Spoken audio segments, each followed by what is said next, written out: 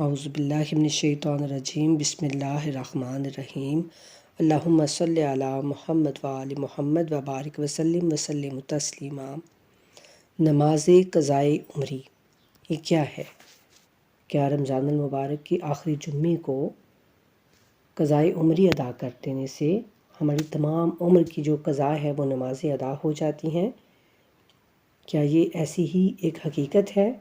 یا پھر یہ کوئی ایسی بات ہے جو ہمیں سمجھنے میں جو ہے وہ ہم سے کوتاہی ہو گئی ہے؟ آج ہم یہ جاننے کی کوشش کرتے ہیں۔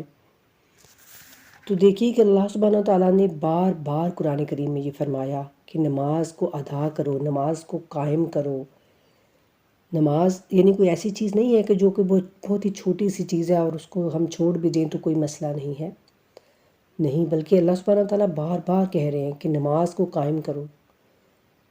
اور یعنی اتنی زیادہ وضاحت کے ساتھ اللہ سبحانہ تعالیٰ ہمیں بتا رہے ہیں کہ ہمیں یہ سمجھ جانا چاہیے کہ نماز کو چھوڑنا کوئی چھوٹی غلطی، کوئی چھوٹی بات نہیں ہے، ٹھیک ہے؟ تو یہ جو حدیث ہے اس کو سمجھنے میں ہم سے کوئی تھوڑی سی کوتاہی ہو گئی ہے، تو اس چیز کو آپ سن لیں اور یاد رکھیں کہ یہ ایسی کوئی بات نہیں ہے کہ رمضان المبارک کے آخری جمعے میں ہم اگر وہ قضائے عمری ادا کر دیتے ہیں تو ہماری ساری زندگی کی نمازیں جو ہے وہ ادا ہو جاتی ہیں، بلکہ اس کا مفہوم یہ ہے کہ ہم سے جتنی بھی نمازیں چھوٹ جاتی ہیں نا ان کی قضا ہم پر واجب ہوتی ہے، لیکن جو ہم نے وقت پر ان کی ادائیگی نہیں کی ہوتی تو اس کا گناہ علیحدہ ہوتا ہے،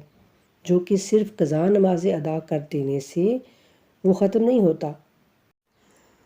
یعنی اگر ہم نمازیں ادا بھی کر لینا تو وہ جو گناہ ہے،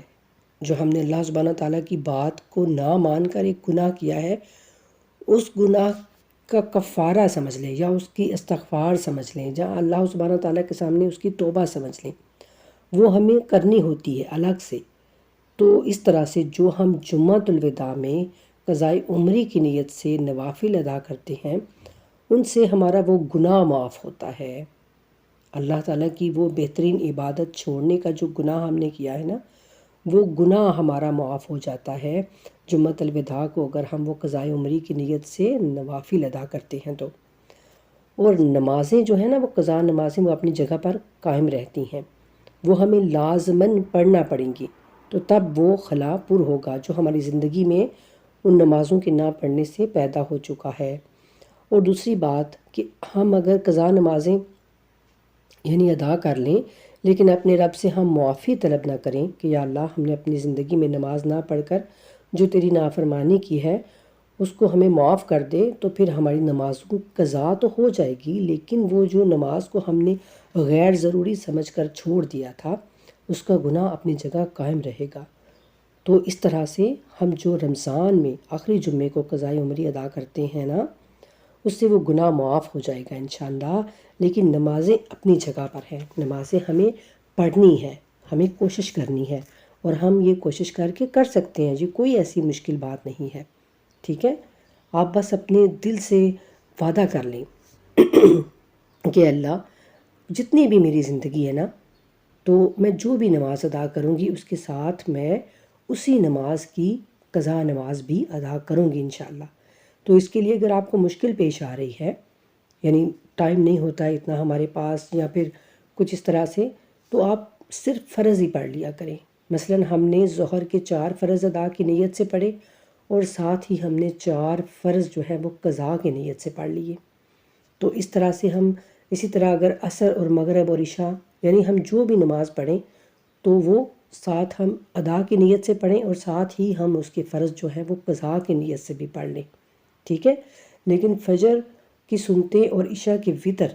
یہ جو بہت ضروری ہیں ان کو چھوڑا نہیں جا سکتا، انہیں ضرور پڑھنا چاہیے۔ اچھا آپ کو یہ فتویٰ نہ لگا دیں مجھ پر کہ جی یہ تو یہ کہہ رہی ہیں کہ نوافل جو ہیں وہ چھوڑ دیں، سنتیں چھوڑ دیں تو یہ سب کہاں جائیں گی، ایسی کوئی بات نہیں ہے، یہ صرف آسانی کے لیے اسلام کا ایک قانون ہے۔ اللہ تعالیٰ چاہتے ہیں کہ وہ ہمارے لیے آسانیاں پیدا کریں، اللہ سبحانہ تعالیٰ ہم کو مشکلات میں ڈالنا نہیں چاہتے، ٹھیک ہے؟ لیکن ظاہراً نفلی عبادت جو ہے نا وہ بھی بہترین ہے، تو جتنی آپ کر سکتے ہیں ضرور کریں، لیکن خصوصی میری وہ بہنیں، یہ میری ان بہنوں کے لیے پیغام ہے کہ جن کے پاس ٹائم کی کمی ہوتی ہے اور وہ کہتی ہیں کہ ہمارے پاس اتنا ٹائم نہیں ہے، اب ہم یہ نمازیں پڑھیں یا ہم پچھلی اپنی جو ہے وہ نمازیں پڑھتے رہیں، یعنی اگر ہم ظہر کی ٹھیک سے وہ پڑھیں گے تو پھر وہ 8 اور 4 12 رکعتیں نماز بن جائے گی، تو وہ ہمارے لیے تھوڑا مشکل ہوگا۔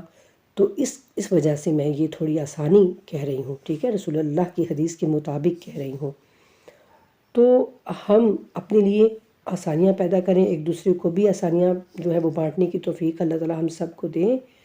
تو امید ہے کہ آپ کو میری یہ بات سمجھ میں آ گئی ہوگی۔ اللہ سبحانہ تعالیٰ سے دعا ہے کہ وہ ہمیں دین کی باتوں کو صحیح سمجھنے کی توفیق دے اور پھر ان پر عمل پیرا ہونے کی بھی توفیق دے، ٹھیک ہے۔ تو یہ بات ایک سمجھ لینا کہ بس ہم نے قضائے عمری کی یہ نوافل جمعۃ الوداع میں ادا کر دیے تو ہماری اب وہ 20 30 سال کی جو نمازیں ہیں نا وہ ساری ادا ہو گئیں، اور بس